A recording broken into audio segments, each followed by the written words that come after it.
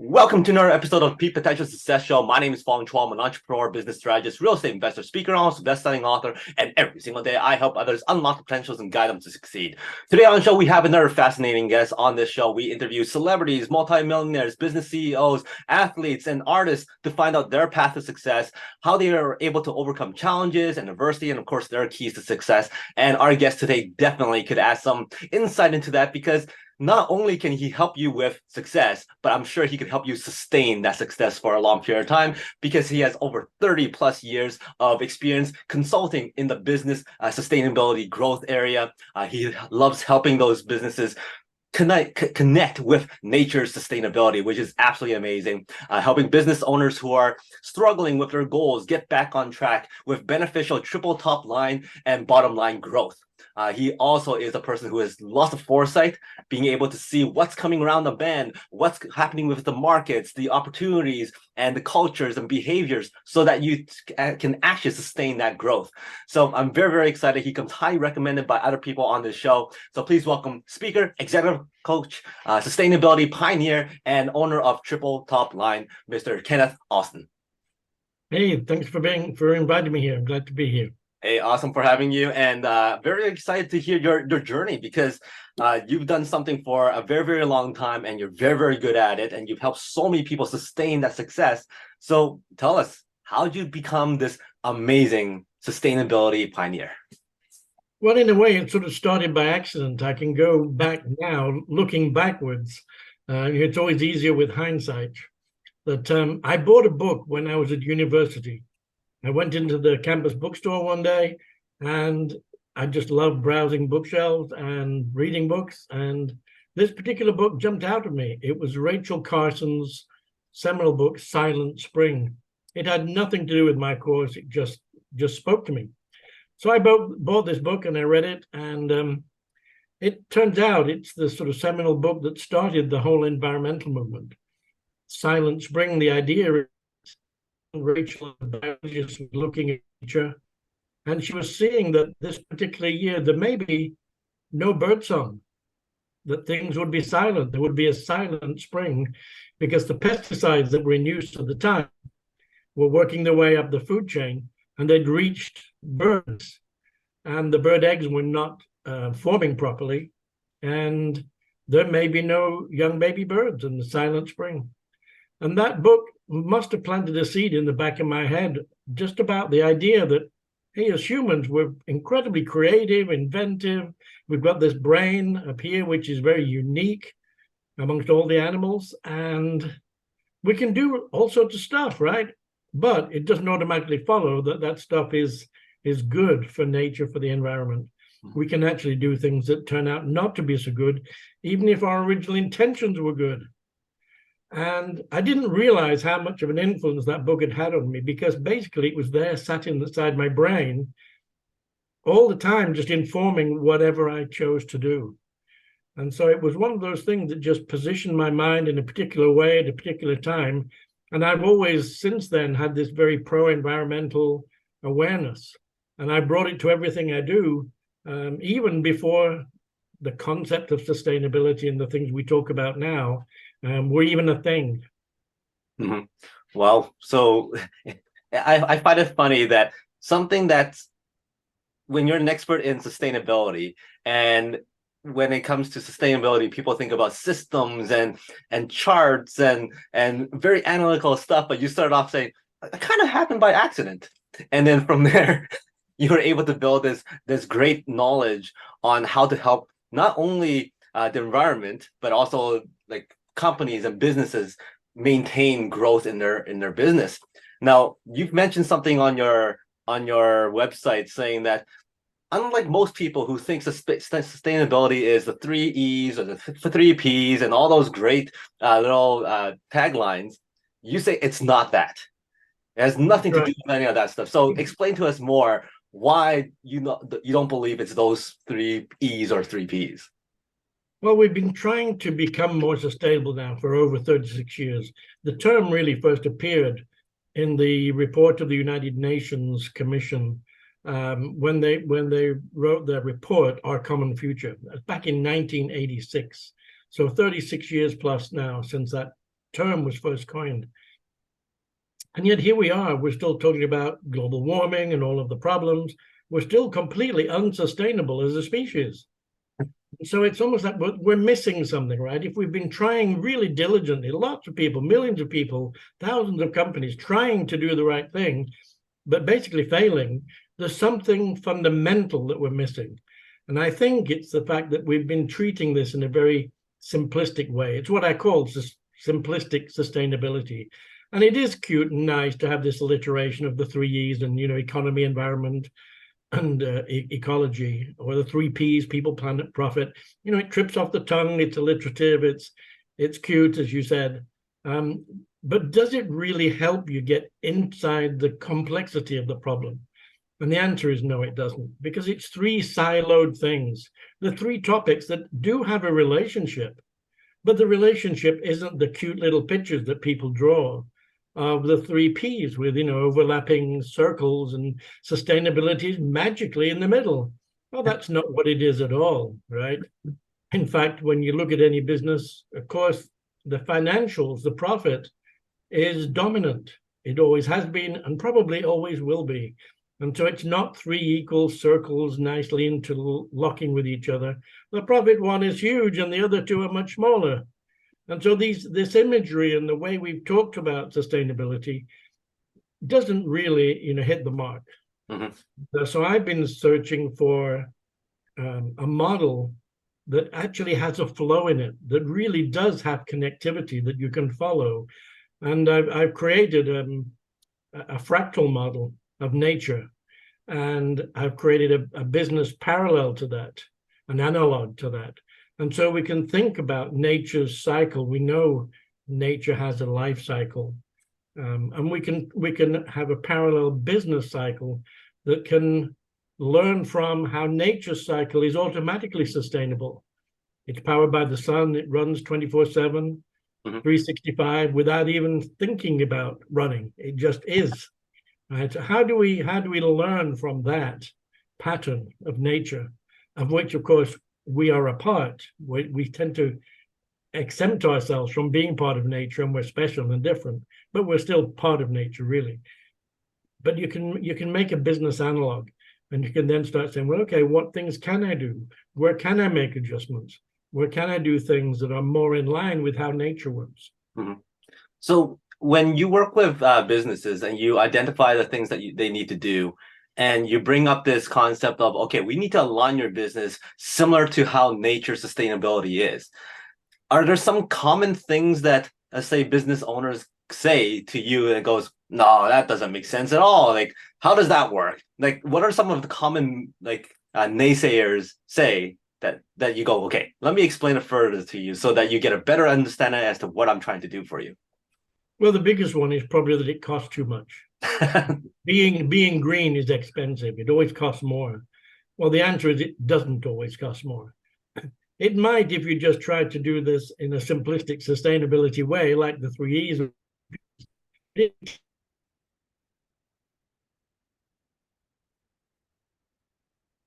Most of the projects I work with end up with 15-20% cost savings.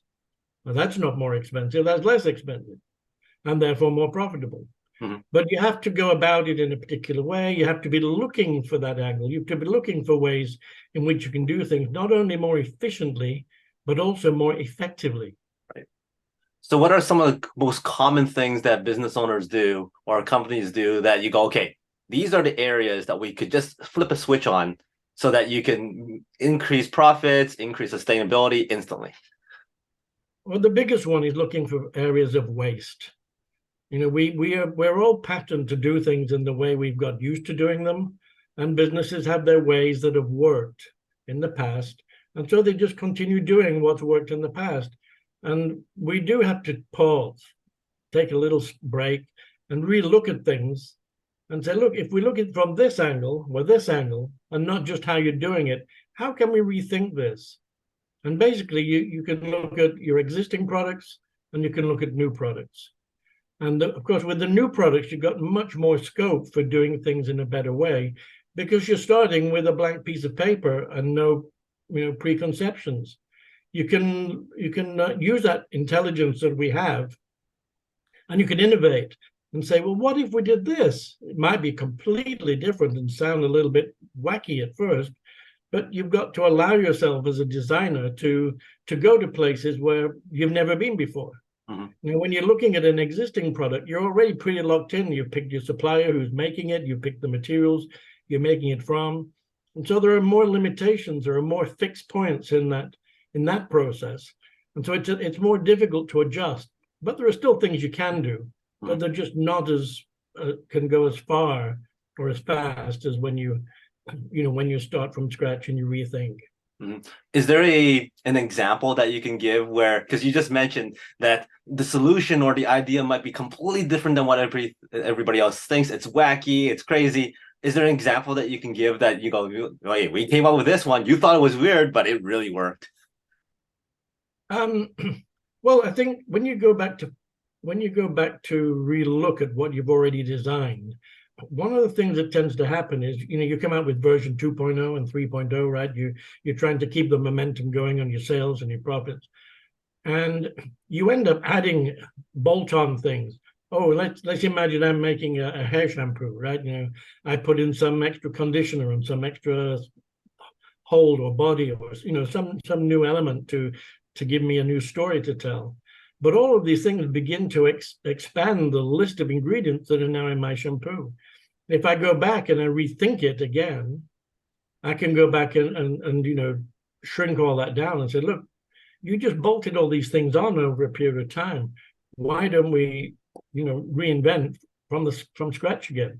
I mean, one of the things that I'm seeing on TV now, for example, is a company selling a sheet form of a like a dryer sheet, but it's not for the dryer, it's for the washer. And so now you've completely eliminated the plastic bottle and all that liquid that you're hauling around from the supermarket. And now you've just got these little dissolvable sheets. Now that's an example of completely rethinking something. How can a dryer sheet become a laundry washing detergent? It's not intuitive until you just start saying, well, I can eliminate a whole lot of stuff that's costing me money. Mm-hmm. All those people they're not having to pay for a plastic bottle anymore, or a cap. Right. Or all the transportation of distributing a really heavy, item. Mm-hmm. So there's hidden savings all over the place. You just have to be open to looking at things from a different angle. Now, you mentioned a few times that a person needs to be open. And also that when you come up with new ideas, something that, okay, you've done this for so many years, and there's a saying that says, hey, if it ain't broke, why change things, right? So I would assume that when you approach these companies who's actually asking you for help, that, hey, here's my idea, and they go, I don't know, you're going to be challenged a lot by some company owners because they don't want to change too much. So how do you approach these challenges? When that challenge comes to you, what goes through your head? What goes through your process of, okay, here's how I'm going to explain it. Here's how I'm going to show it. And also, how do you gain the confidence to go and talk to them about something that they probably don't want to hear about? Well, I think, first of all, you have to remember that I'm not a domain expert. So, I'm writing a new book. It's coming out in a few weeks' time. And I'm doing it with a wonderful friend and colleague now who works in the fashion industry. Now, I'm not a fashion expert. You can see just from my basic shirt here, that I wouldn't claim any credentials in that arena. But she does have those credentials. And so when I'm working with a company, it doesn't matter if they're making computers or making ties or making the bridge like you have behind you. They're the domain experts in that field. I don't bring that domain expertise. I bring this completely different way of looking at whatever it is that they do. So it's a partnership. They have to come up with the creativity within their own domain. I just take them outside of their comfort zone and have them look at things from a completely different way. Mm-hmm. So for yourself, when you're challenged with something and you need to be outside of your comfort zone, what do you do? How do you manage to overcome things that aren't comfortable for you? I press on regardless and give it a shot. And I say, hey, I'm going to do what I can and we'll see how it works. I remember one of the first times I ever spoke in public. It was at a meeting, and I was the lone representative from, at the time I was working inside a business. I wasn't consulting as I do now. And I was on a stage with people from Greenpeace and other nonprofits who were very much in the environmental camp, and therefore a little bit anti-business. And I was talking to them about this idea of innovation and dreaming, and saying, look, you've got to go to a different place. You've got to close your eyes and dream. If I'm working with the car industry, I'm going to say, wouldn't it be wonderful if we got to a place where the more miles or kilometers that you drove, the world actually became better? And they were just like all over me in terms of saying, this is ridiculous. Don't be stupid. And I'm saying, I'm not being stupid. I'm being inventive. I'm being creative. I'm trying to imagine a scenario that doesn't exist. Of course, that's not the situation for the car today. Mm-hmm. It's not even the situation for the new electric vehicles. But they're better than what came before, because people started thinking out of the box and saying, how else can we move people from A to B? And so this idea that you've got to, I had to be on that stage and overcome that adversity of the moment, right? When people were pointing at me saying, this guy's off his rocker, right? He's trying to invent cars that make the world a better place. Well, we haven't got there yet, but we're trying. This is what I do. I just try to, zone out and say, well, how can we do something different? And I also read a lot of things from the past. Mm-hmm. I read a lot of books from Buckminster Fuller. He was active in the early part of the last century, and he wrote amazing things. Earth Inc. He wrote all about what we now call sustainability, before it had that name. Mm-hmm. And he's not the most accessible author.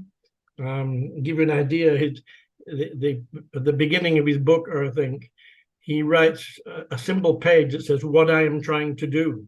Very nice. Introduced me to, what are you trying to do? Right. That is one sentence. He wrote one sentence, what I'm trying to do. It's a sentence of 200 words. Have you ever written a sentence of 200 words? I know I haven't. But he was precise. His precision in his use of language was incredible. And so that's another piece that I've learned from him, is how can I be more precise with my use of language? And this happens a lot in sustainability. It's back to being part of the simplistic sustainability that I think is getting in trouble. Mm-hmm. People use words thinking that they're communicating the same concept. They might know the same word, they might be using the same word, but it doesn't follow that they actually are using the same definition. Mm-hmm. So when I say sustainable, it might mean completely different thing to you than it is to me. And so I really have to be more precise and say, and this is one of the first questions I ask of a business is, what is it you're trying to sustain anyway? Right? What is it? What is it that you're trying to sustain? Because sustainability is just the ability to sustain something over some period of time. I mean, I'm being paid in a few weeks' time to go and give a keynote speech to an audience, a business audience of a trade association. And the title is, what is sustainability? I mean, you might think in the 21st century that with, well, let's think, Google, Wikipedia, even ChatGPT now, why don't you just type it into your browser? But the reality is you'll get 20 different answers from 20 different sources. Wow. So actually, it doesn't help you. There isn't a common definition of sustainability. And so I do have to go back to first principles and teach what I think it is. And that's why I challenge the 3 E's and so on, because these definitions are all over the map, despite the fact they've been around for such a long time. You've got me peaked, because I thought I knew what sustainability is and the meaning of it. And now you're telling me there's 20, 30 different definitions of it. So if you could clarify, what is sustainability in your definition? Well, that's a $50,000 consulting. You can give us a promo of I'll give you the short one. For me, sustainability is the ability to sustain life on Earth into the future. Mm-hmm. That's fundamentally what it is. And right, when we talk about global warming and everybody's panicking that the temperatures all around us, all over the world, are reaching records every single year, we're talking about creating the conditions on Earth which are not suitable for continuing life on Earth. Mm-hmm. So fundamentally, at the highest level, that's what we're trying to deal with. But then you have to bring it back to the business context. And so it's okay, so if that's what we're trying to sustain, of course, the business is trying to sustain itself, right? You can try to sustain some level of profitability. So it's back to the question of sustainable what? Are you talking about sustainable business, a sustainable city, a sustainable forest? You've got to really get into the weeds, right, and get into the details and ask that fundamental question. What is it you're trying to sustain against the backdrop of ultimate sustainability, which is maintaining the conditions for life on Earth? Mm-hmm. Because we live on this very unusual and fragile planet, which is set up to have the conditions to allow life on Earth. And we don't know anywhere else in the whole universe that looks like this. Right. You know, we might imagine that given the number of stars in this vastness of space, there might be other places, but we don't know of any. And so we really need to guard what we have. With regards to sustainability, because you mentioned the sustainability of life on Earth, sustainability of environment, of the company, of profitability, is there such thing as win-win-win for sustainability, or is it usually okay, no, you can only really sustain this thing and this kind of has to take a backseat to it? Well, there'll always be some things that have more of something than something else. But I think what we're finding is that the proportionality between the three wins, if that's what you're looking for, is completely out of kilter. So we're trying to bring them back more into some sort of equilibrium where it's not destructive. And the first thing to realize is that if you hear people talking about the environment, they'll typically say, oh, there's something about our environmental footprint. Well, automatically, there's a definition implied that that's negative. Why is our footprint negative? It doesn't have to be. It is. But it doesn't have to be. You can also have a positive or beneficial footprint if you actually found out how to do it, right? But we need to flip a lot of these things. Everybody assumes the negative. It always starts with the negative. And so I say, yes, if there's something that you found that isn't helping the cause of sustaining life on Earth into the future, my goodness, let's stop it.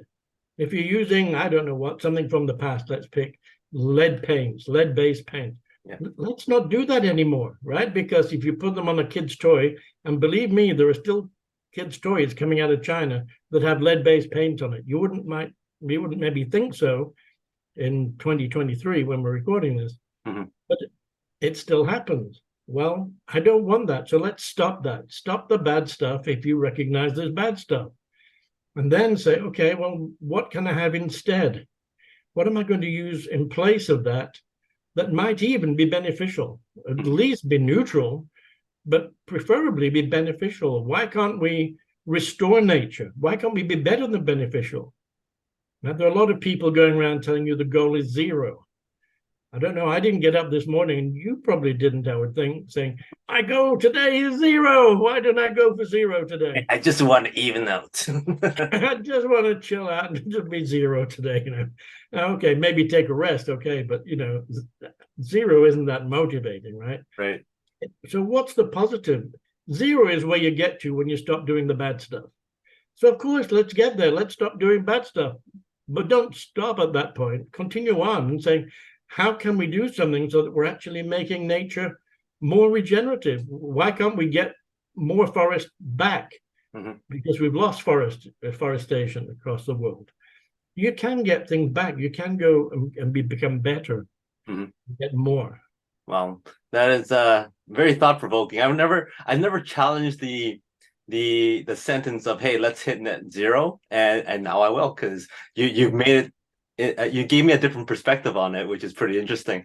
You talked about in your line of work, being creative is very important. Being able to see the market trends and the behaviors and cultures around the corner to see, okay, how do we get ahead of that? How do we be proactive? So for somebody like yourself, how do you stay ahead of the game? How do you predict? How do you foresee what's coming around the corner? How do you maintain that creativity?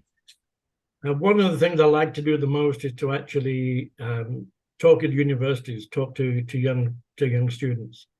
I've lectured all across the world. I've done quite a lot of lecturing in South America, and South America is very different than North America, very different than Europe, completely different set of circumstances, and I have to go in there with a very different mindset. I'm not the guy coming in with all the answers.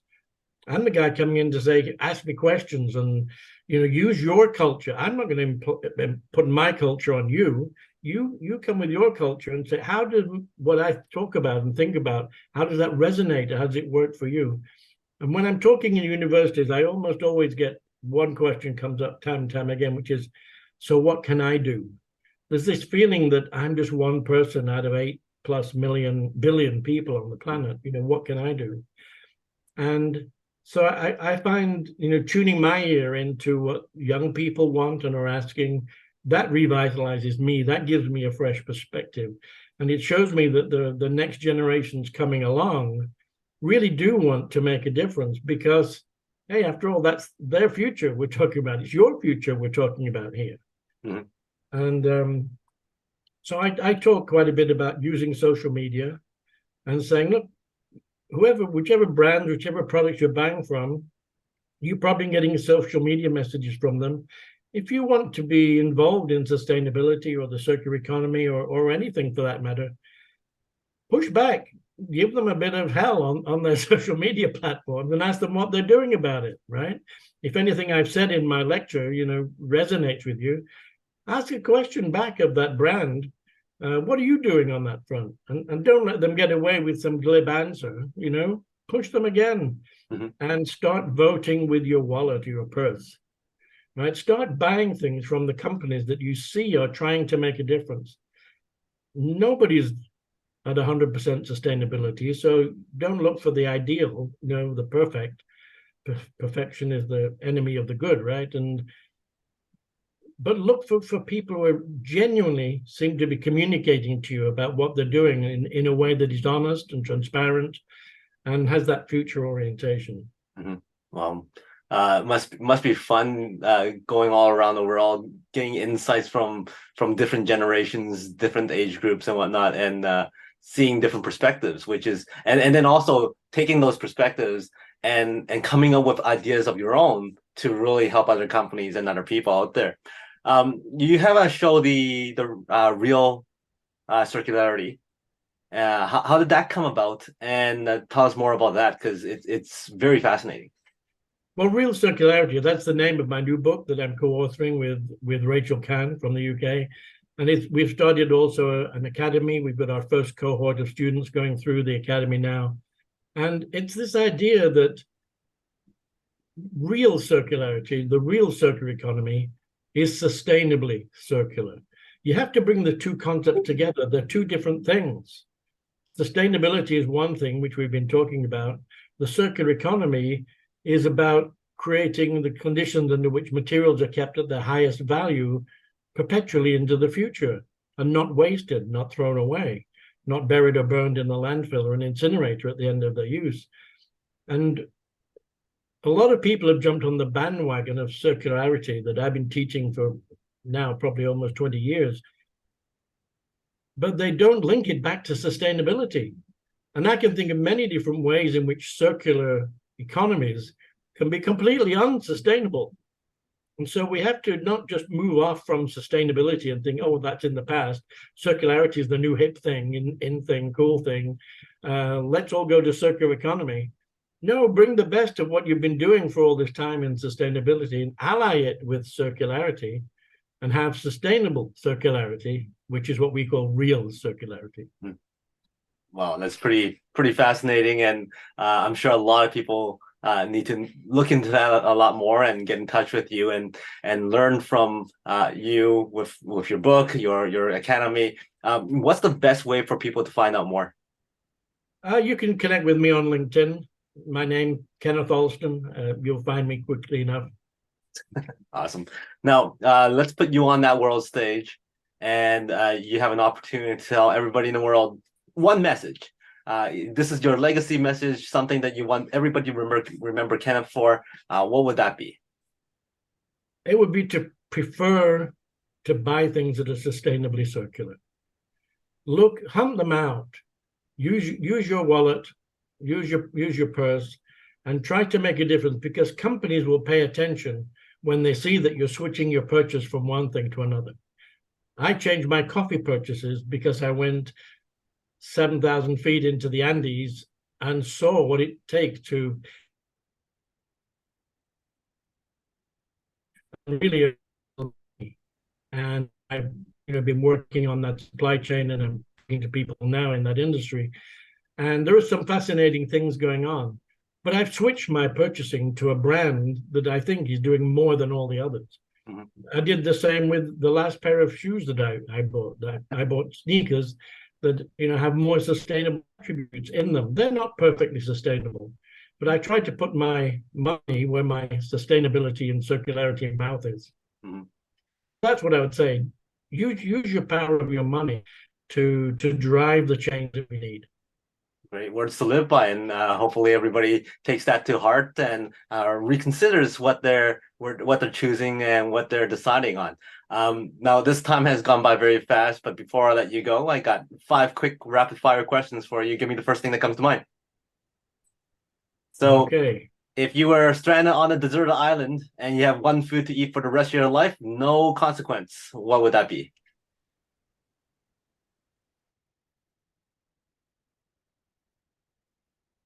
You've frozen on me.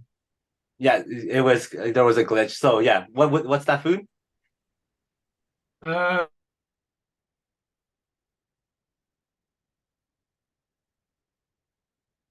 Have a sustainably circular meal from into the future. So I would have to look at which island I'm on and what's the natural availability of food on that island. Do you have a hidden talent that not many people know about? I used to grow bonsai trees. I don't anymore, but yeah, I did used to grow bonsai trees. I made a trip to Japan and visited what might be only called a bonsai farm, and saw thousands upon thousands of bonsais which have been worked upon for hundreds of years, and it just blew my mind. It's an incredible thing. Wow. Is there a gold medal event that you would like to win in? A gold medal event. I would have liked to have won tennis at Wimbledon, but I was never good enough to even get to play there. One person that you would love to spend some time with, dead or alive? It would definitely be Buckminster Fuller. Mm-hmm. Yeah. Fascinating man who in his later life decided that he wouldn't try to push to earn money, that money would just come his way because he was saying things that he thought had value. Awesome. If you could give me a number from 1 to 6. 3. 1, 2, 3. So if you had to relate success to a cake pan, how do you use a cake pan as a metaphor for success? A cake pan. Well, a cake pan is reusable, right? So I would make sure that I took care of it and was able to use it more than once. Awesome, nicely done. So that's how a cake pan is success. Once again, thank you very much for your time. It's been very fun, and like I said, I've learned something new, and I'm going to question that zero net goal that people are talking about from now on. Is there any last words that you would like to share? Well, there's a reason why I have triangles over my right shoulder, and that's to do with one of the ways in which I try to zoom out to the macro and zoom into the micro, and I use a fractal triangle, and you can see elements of fractality in that triangle behind me, and it's a mechanistic way to go big picture and micro small picture. Wow, very, very cool. Everybody else, I highly recommend that you get in touch with Ken. He has some great videos online. find out how to get his book, his upcoming book. Congratulations on that. And he has a lot of a show and a lot of great content for people looking to look into, especially if you want to have a sustainable business, sustainable company, and also being able to help out with the how to maintain life on Earth for a longer period of time. So once again, thank you very much, Ken. It's been a pleasure. For everybody else, until next time, he is Ken. My name is Fong. Today is the day to unlock your peak potential. We'll see you later.